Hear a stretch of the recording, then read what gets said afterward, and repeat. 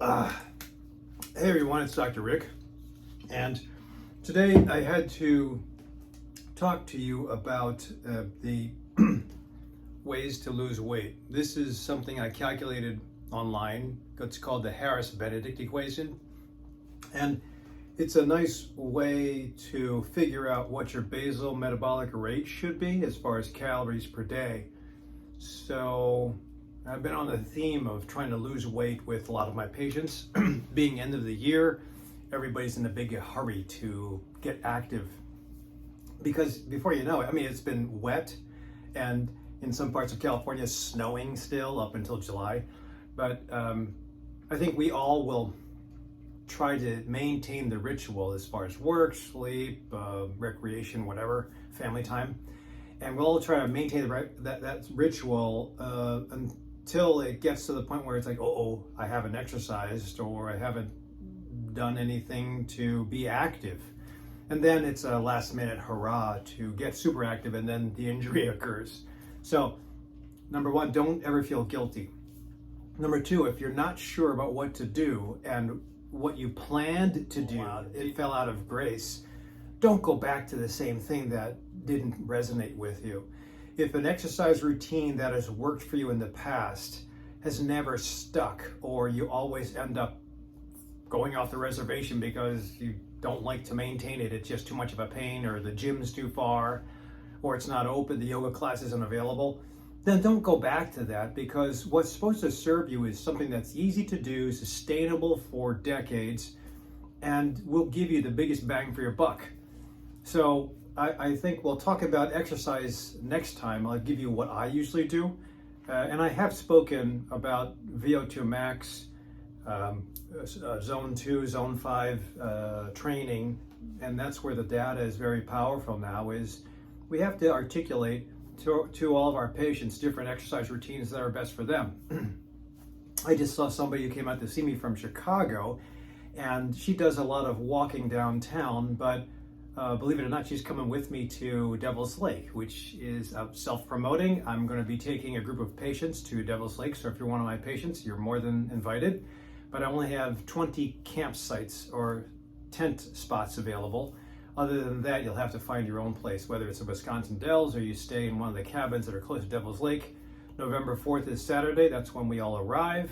November 5th is when we take off early morning and then hopefully get to the West Bluff where we can see sunrise and the fall colors, which are beautiful in Devil's Lake, Wisconsin. After that self-promotion, if you're not a patient of mine, you can still come if you know a patient, but I have to preferentially give it to my patients because they have been so good to stay with me throughout the years. Since 2020, believe it or not, I've been doing this single thing of being a primary care doc without insurance, meaning I don't take insurance and I don't belong to a hospital, and I'm still surviving. So this is cool, and I feel blessed that some people trust me enough to follow me through. Now, along the same lines, everybody is waiting till the last minute to exercise, and that's okay. I think being August, we have September, October, November, and December. We have 4 months before New Year's, so don't wait until New Year's to start shooting at resolutions. I'd say start doing things now. And what does everybody want to do? Everybody wants to lose weight, or the people that don't want to lose weight want to build muscle. So it all goes hand in hand. It includes a little bit of a nutrition change and a little bit of exercise, more than what you're doing. So let's talk about nutrition. Typically, the thing called the Harris-Benedict equation, you can find it online. That's the poor man's calculated formula for figuring out what your baseline amount of calories is that you're supposed to be taking in per day. If I go over, what was mine? 1417.3. Sorry, my glasses aren't on. So if my basal metabolic rate says I can have 1,417 kilocalories per day, then that's all I'm supposed to eat. Now, basal means that if I'm sitting there doing nothing, I'll at least need that much, 1,417 kilocalories. I'll at least need that much to have at rest all my cells working, my brain working, my heart pumping, my digestive system working. So if I don't maintain that, then my body's going to demand that I have access, or it has access to energy. And where is energy stored? Right here. Visceral fat is typically the depot fat, or the area where fat is put into a depot to be stored for a rainy day. And or if you overeat, so if I was to take in more than 1,417 calories, that would be excess. Now, there's part of this equation that says if I exercise, I can have 19,000 a day.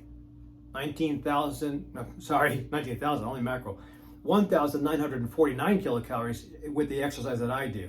And I think it calculated it using the other Garmin and the Fitbits apps that I have in here, or the Healthy, whatever it is that Apple has. But somehow it calculated what my basal rate is if I'm just the vegetable. And then it also calculated what my minimal needs would be if I exercise all day. And I do try to exercise every day. Not only is high intensity, but again, as you will know if you're a subscriber to my YouTube channel, that there's zone 2 that I suggest 5 days a week, and zone 5 that I suggest 2 days a week. I think the data is strong, and my favorite authors will say that that's the suggestion. And they say it because it's based on data. And I think data is very important to understand.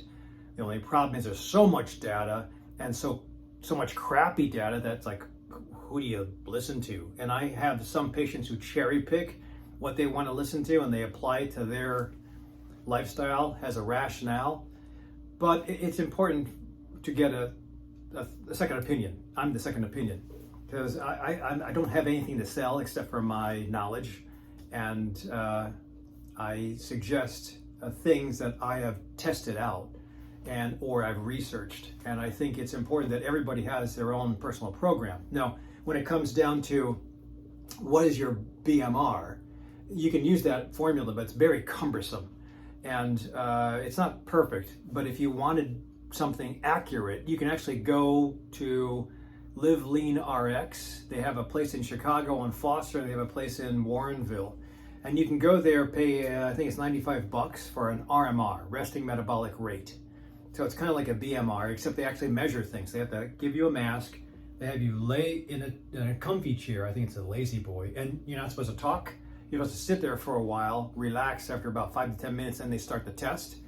And they exactly see I think it's what the carbon dioxide is that you breathe out, and then checking your heart rate, and through an algorithm of some sort, they figure out what your basic needs are in this kind of position and activity. And if you know what that is, because you don't sleep like this either. This is not human to just be there like this. At night, you're tossing and turning, you're moving. That's just part of being human. So there's still more calories being burned up. But bottom line is that if you're trying to lose weight, especially if it's accumulated here, in the thighs, saddlebags, love handles, if you've gained weight, too much weight, and you're trying to lose it, number one, you have to build muscle to burn the fat. So if you don't have any muscle either, that's a problem. Number two, essentially what you have to look at is a caloric deficit. So what got you to this point to be, let's just say you're overweight. What got you to this point was either an excessive amount of calories over the last 10 to 20 years, or not enough exercise over the last 10 to 20 years. Now, if you take the exercise part out, I'm assuming all of you exercise, and you're just talking about calories, yeah, if you lower your calories to lower than what your baseline is, whether it's the BMR from the Harris-Benedict equation or your RMR from Live Lean RX calculating it, if you lower it to lower than that or equal to that, and you're active, no question your body's going to ask for caloric sources. And if you're not taking in the caloric source, then it's going to take it out of here, your tummy fat. And that's when, after the body figures out that you're starving and you're exercising and not taking enough calories because you're going through a caloric deficit, it'll start to eat. You'll start to eat yourself. You'll start to eat your fat away, because again, that's supposed to be for protective effects of during starvation times. There's something called the thrifty gene. It was, I think, first found in Samoan or Pacific Islanders, and it was found that they blow up really fast. It was because in times of famine, that gene pool had to be able to survive, and the ones that survived had the thrifty gene, meaning that they can eat a tiny bit and gain weight. So they have constant metabolics that put everything into storage versus the opposite. I mean, that could work during starvation, but nobody's starving anymore, so now it's a problem. That gene that protected them over 100 years ago is now destroying them. They're not dying overnight, but they're dying long. So it's working against those folks. And that's where, if you fool your metabolism to assume that you're not taking enough calories, meaning caloric deficit, and you maintain that deficit, and you get a little more active than usual, or you just maintain activity, eventually you will burn this up. It's not going to happen overnight. And those of you who just want to do the aggressive water-only fast, I think that's fair. Prolonged fast, I definitely think that's fair. Intermittent fast, I think that would work, but you have to be careful, because everybody started doing intermittent fasting when Jason Fung came out with the obesity code. I think it was 2017 or so, and it was genius. I love the way he started supporting skipping breakfast. Again, if you skip breakfast and you postpone your first meal of the day, you're going to, by default, lower your total daily calorie count. And yes, I think that it's a metric that it's important. I've heard calories don't count, or not every calorie is the same, and calories in, calories out doesn't make any sense. It does, but just think of it this way. It's a measurement of unit. It's a unit measurement of something. That's what a calorie is. So no question that the calories from a Slurpee versus the calories from a steak versus the calories from a vegetable dish, they're all the same. They could all be the same calories, but the metabolic effect of that stuff is totally different. Protein will release more thermic heat than fat and carbohydrate. Sugar has no value as far as fructose, so once your body takes that and divides that up, and then it says, okay, I have fructose left over. What am I supposed to do with it? I can't use it, can't burn it, might as well put it in the liver and get fatty liver, or get high uric acid. So there's the calories are all the same as a unit of measure. So it's nice to default to that, to say, okay, how many calories should I have in a day to work on weight? There's a doctor, Donald Layman, out of Urbana, University of Illinois, Urbana, who did some great research about leucine and protein. I've done other videos on the leucine threshold and protein demands, especially if you're older, like me, and how it's important to have the right amount. Well, he also found that the measurement of calories is important, but it also changes depending on what your formula is going to be. So if I have an older gentleman or older woman that is trying to build muscle but also lose fat at the same time, which I don't think you can do both at the same time unless you're getting newbie gains, I think that you either have to break down fat, catabolism, or build up muscle, anabolism. I don't think you can have one foot in both worlds. So his information was great about protein, and for my older patients or my athletes, I always suggest increasing protein. But the problem is, if you have a little bit of tummy fat and you're trying to build a muscle and you're older and you're increasing protein, you're going to, by default, increase your calories. So you have to be very careful. I know this is getting confusing, but when you increase protein, you've got to cut back on something if you want to maintain that basal caloric daily caloric deficit. So you can maintain a caloric deficit while increasing protein, but you're going to have to give up something. And the something is usually going to be carbohydrate of some sort or fat of some sort. And then you have to space them out, because the metabolism has, as I was mentioning with the Jason Fung thing, as far as missing or skipping breakfast, moving your first meal to the afternoon, your body will adapt to that. Just like it adapts to exercise. It adapts to exercise by getting stronger and bigger muscle. It adapts to starvation by burning your sources of stored fat.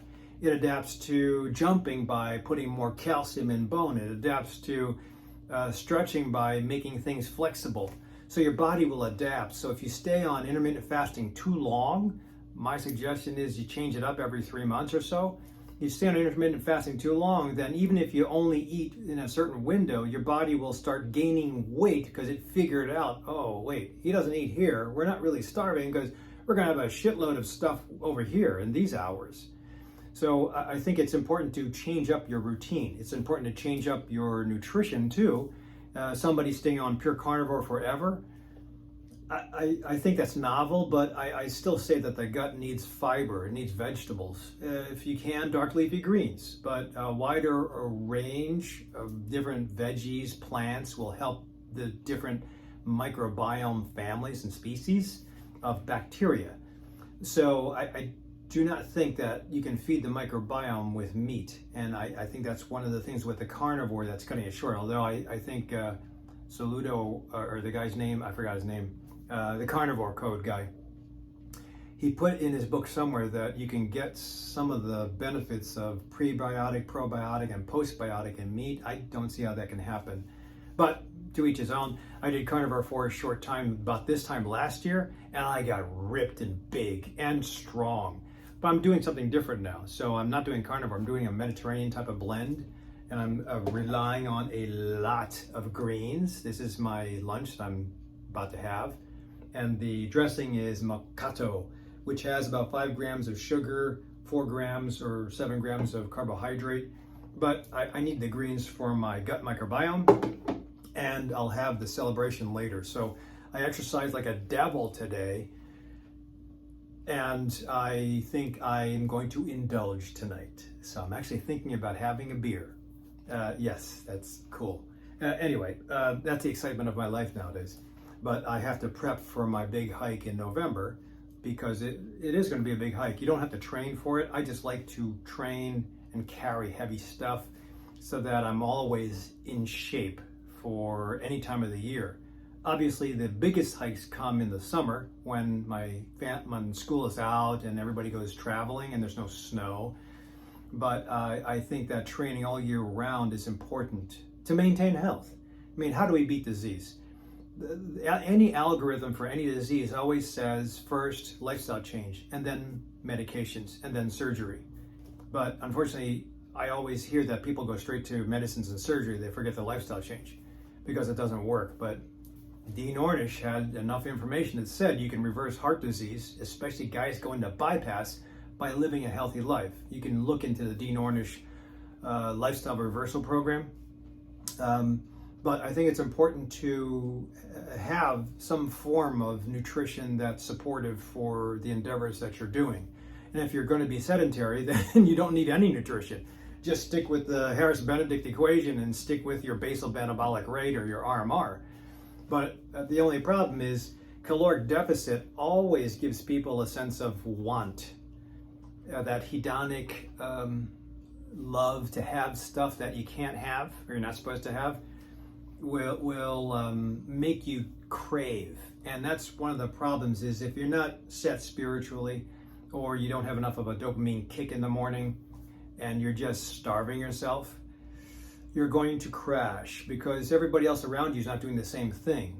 Now, yet they're probably heavy, some of them are not so heavy, but the bottom line is, while you're suffering, when you see everybody else in pleasure, it's sometimes like, oh man, I want some of that. So you have to have a good fortitude, and I think spirituality, or being based in spiritual practice, gives good fortitude. So if you don't have that practice, please try to adopt something. Nature therapy is spiritual therapy, so if you don't have any, if you're agnostic, come out with my group to nature therapy, and maybe that'll be your way of spiritual connection. But I think it's important to, number one, bring down for a short amount of time your total calories per day. Number two, you should know how many calories to take. And I think Lehman, as I was alluding to, did a study where he tried a couple different ways to do it. People didn't want to calculate their total calories per day. They didn't want to jot down their on Fitbit or MyFitnessPal. They didn't want to write stuff down. It's very arduous. I think a 1-week diet diary is very telling. It'll tell you what you are really subconsciously eating. Because if you think about it, man, there's food everywhere. There's food in our cars. There's food in our backpack. There's food on our study table. There's food and crackers in the garage. There's food in the basement. There's food everywhere. And where there's not food, there's machines. And where there's not machines, there's fast food. You can drive 5 minutes, get somewhere, spend $5 to $10 and come back and have a full belly, when all you wanted was a little portion. And if you look at some of these portions, this is a big salad. But if you go to some of these restaurants, like there's a couple of Italian restaurants I go to sometimes, man, they give you huge amounts. California Pizza Kitchen, they used to give huge amounts. I'm not sure they do that anymore. But bottom line is that sometimes you'll overeat because it was presented to you that way. So you have to know a little bit, in addition to, I guess this will be number 3, you have to know what a healthy plate looks like. And once you know what a healthy plate looks like, which is supposed to be 1/2 green or plant, and then 1/4 meat or some protein source, and then 1/4 some fat source. That's a well-balanced diet. Dark leafy greens if you can, legumes and nuts and beans, that's totally up to you. That could be your protein source. But if you know what it looks like, and then you calculate that and you know what that total calorie count is, then you can just mimic that when you go outside. If you go outside and you have a meal that you buy in a box, you know that if it's dense and it's small, then you're probably not going over your limit. But if it's huge, especially if you're not used to that portion, or if you go to, what are they called, buffet, you got to remember how many plates you have, because those buffets will get you because you want to get your money's worth, so you want to keep on going back. When I was younger, I used to do that. But I'm not 20 anymore, I'm 61 in a couple weeks. And my metabolism has changed, which is the number 5 point, is that a lot of us that age, when the testosterone and the estrogen leaves, it leaves us with a stack of bones without hormones. And sometimes the metabolism will also adapt to that by making you very thrifty. You don't have to have the thrifty gene, but they're very good at extracting every calorie from everything you eat. That could be your metabolism, that could be the microbiome. I'm not sure, I think the jury's out, but bottom line is that if I take advantage and eat the same way I ate when I was in college, I would be obese and I wouldn't feel good. I'd probably have a bunch of acne, I'd have fibromyalgia again, I would probably have atrial fibrillation again, I'd have a whole bunch of crap again, but I don't want to go there. So I'm okay and I'm content with living an exercise life, eating nutrition to support the exercise life, and occasionally indulging. So I think those kind of things keep me engaged, and I want to be around for a long time and be productive. I don't want to be a burden to my wife or my kids. And it would always be nice to say, I'm just going to die and get into a car accident or something like that, or I'll die on a mountainside. But you can never guarantee that you'll just die. I mean, people that smoke, I hear it all the time. Well, I've lived a good life, I'm ready to commit. Well, guess what? You're going to die like 10 years, and you'll just not die, because even if you don't have intervention, multiple diseases will slowly kill you. They'll take your eyes away, take your kidneys away slowly, take your heart away slowly, and it'll be a terrible life. I know a lot of people in memory care. Now, I don't know a lot of people. I know there's a lot of memory care places around here. That wasn't around when I was younger as a doctor. There used to be, you have to take care of your family, but now people are just getting dumped off at memory care, and there's a lot of centers opening up. I really think that dementia is another name for diabetes type 3. So again, it's a metabolism issue. So that's what we had to look forward to. And if you want to avoid that, you have to invest. And if you're going to invest, do it now before New Year's resolution time comes. Because typically in New Year's, it's going to be super cold. Nobody's going to want to go out. And most people tap out after at least 2 weeks of trying their resolution. If you start now and you have beautiful weather and you have a community with you, maybe start a bet with a bunch of friends. You'll have the motivation to carry it through until September, October, and November. Then if you make your weight, make your size, make your power, then you can really enjoy December and January without guilt. I think that's the way to pay it forward. So those 5 bullet points are important. I would always say you should stay hydrated. The curveball would also be, if you're working and you're trying to increase your protein and you're trying to keep your total calories per day decreased, you have to still enjoy food. I mean, turning food into macronutrients, calories, volume, and size is new age. And I think it's a hack to, say, compress the time frame of you losing weight or building muscle or reversing your disease. But if you ever bring that up to a grandma, she'll always slap your hand and say, stop picking at your food, eat the whole plate. And I think it's important to celebrate. But it's also important to maintain a healthy life. So between the two things, maintain a healthy life as long as you can, celebrate every once in a while, especially if you make the summits that you're trying to make, whether it's a summit with me, or you make your weight, or you get off of your prescription medicines, which I have a lot of patients doing. I think the coolest thing is when I get a new patient and I tell them, we can reverse your diabetes, and I can do it without metformin.